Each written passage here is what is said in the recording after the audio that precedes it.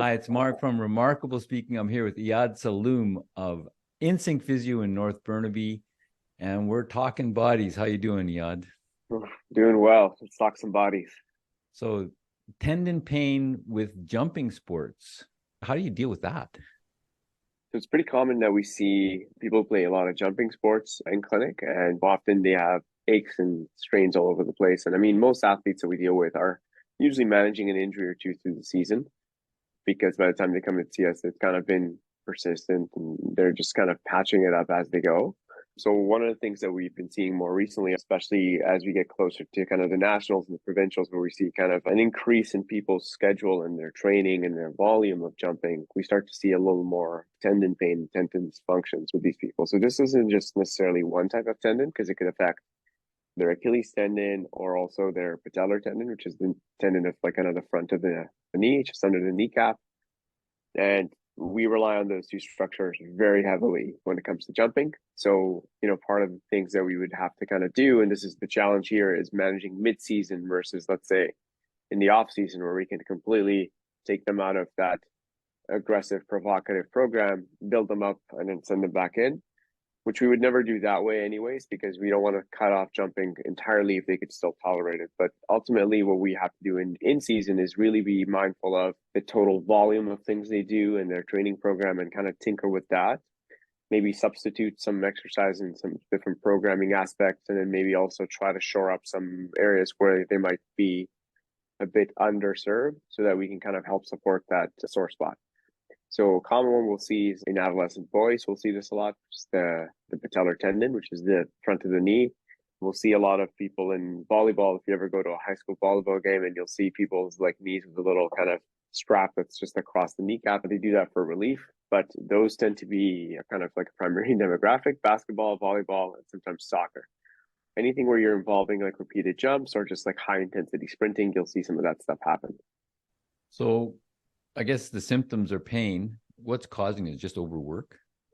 So a few things can cause this, but tendons are really funny. They're very finicky structures. They kind of like a nice, consistent program. And then whenever you kind of go through a period where you disrupt that by like rapidly spiking the volume, it can happen. The funny thing about it is it doesn't just happen the next day. Basically, what happens is I could ramp up all of a sudden and it could show up a few weeks later because I just don't have adequate recovery time in between that to go back to where my baseline was. And then eventually the tendon just reaches a threshold where it just becomes too sore.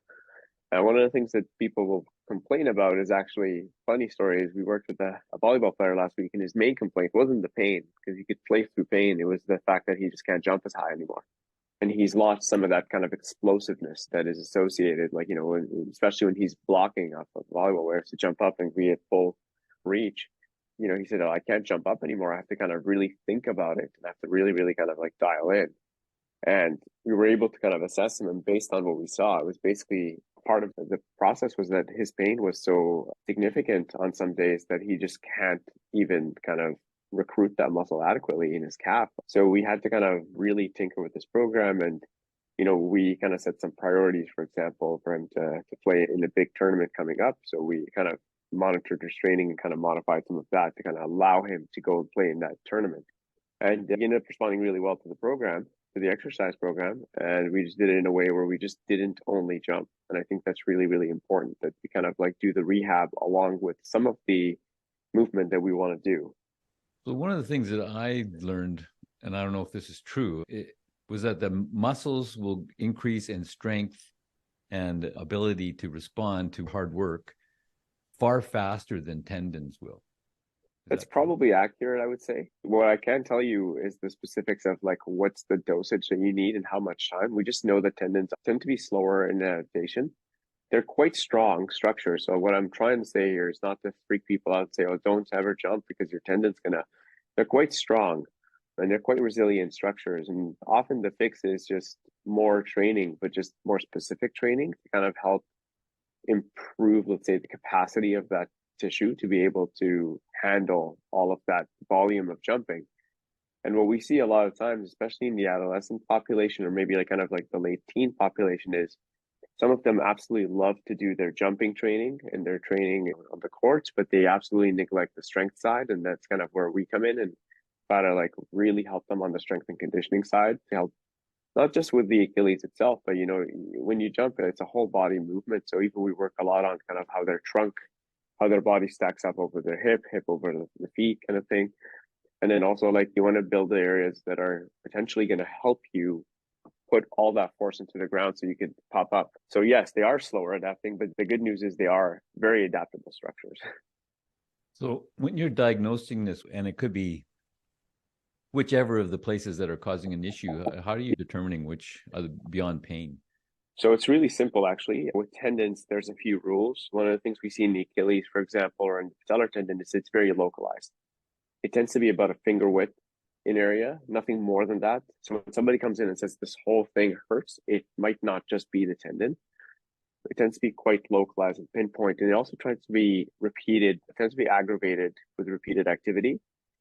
Now, most tendons will be worse upon starting the activity and kind of warm up a bit and then creep back up in the end.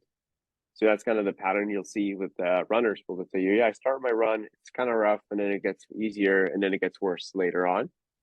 And then the other thing that happens with tendons is they kind of have that delayed response. So 24 hours later or so, people wake up and they're like, well, I actually feel really sore. I can put too much weight. I can jump as much. I can kind of exert the area as much as I did before. And they often wonder if they slept funny or anything like that. But it's really more of a product of doing too much, the day or two before that. And then finally, when we test it, it's really funny. Most people assume that the diagnosis happens by imaging, and the diagnosis is a clinical one. So we do a clinical kind of cluster of exams. And what we would usually see with tendons is if I make you do, let's say, a loaded activity to the tendon that's exerting it by, let's say, this much, and then I give you something that exerts it by this much, the more we go up in load, the more pain you're going to have or the more discomfort you're going to have. So that's typically how that system works. So we kind of try to kind of do that sequencing because we know what movements, for example, could be really, really high stress and what movements are really low stress. And based on all of those things together, we can kind of figure out, plus the pattern that they tell us, like, oh, it hurts at 20 minutes of my run or 30 minutes of my run. Or after intermission, I usually feel it, like, when I'm coming back on the court. Those are kind of things that, we use to put together to figure out what's that irritability level. So how much can this person handle? And that's also what's going to dictate how aggressive we could be in their training. In the course of treatment, was it just, I imagine it's not just laying off if someone's in the middle of a workout or a competition season. How do you treat this? So the cases where we would lay off are pretty rare, I would say. Most often we would kind of modify the program first before we lay off completely.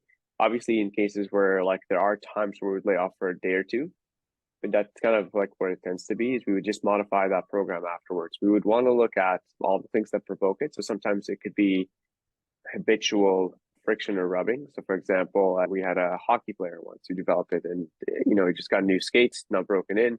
Heels digging right into his Achilles tendon. So that got really, really sore. So we just got him to skate in his old skates while he was rehabbing. And then we actually made him do a breaking in program for the new skates where he would just wear them kind of for warm-ups and that's it, just to kind of loosen them up a bit. And then with that, we were able to train him up to the level that Achilles tendon can handle, like the pushing off. Even though hockey is not considered a high Achilles tendon activity necessarily, it was still quite aggravating for him whenever he would stride out and kick his leg to the side. So that was kind of one of the things that we kind of would have to do.